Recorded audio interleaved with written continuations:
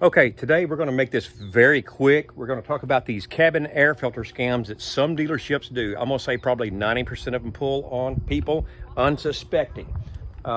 This is a rental car. I'm actually in Jasper, Texas right now doing some business with an organization that I volunteer with by the name of Texas EquiSearch. But anyway, that's what I've been doing today. But anyway, I got back to where we're staying at.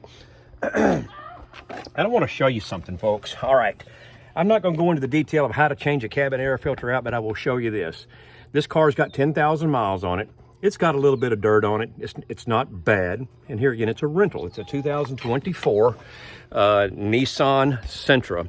Pretty decent car for the money, you know, for a rental or whatever. But the discussion is going to be about, straight to the point. I spoke with a gentleman back home in Brunswick, Georgia, by the name of Wally.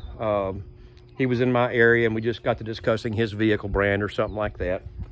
He told me, he says, I sent my wife to the dealership for an oil change, came back and she had a bill, nearly under $100.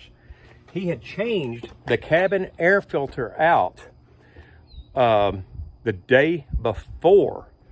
They went ahead and, as they were getting their oil changed, they went ahead and changed out that brand new filter, went ahead and told her how bad it was, and gave her a bill. She paid it with a credit card. Got home, Wally found out, said no, go back. The next day, they got their money back, no questions asked.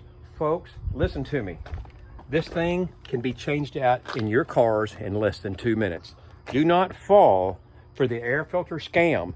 Do it yourself unless you just have plenty of extra money laying around. Thank you. And if you like what you've seen, subscribe or hit the like button. I appreciate it very much.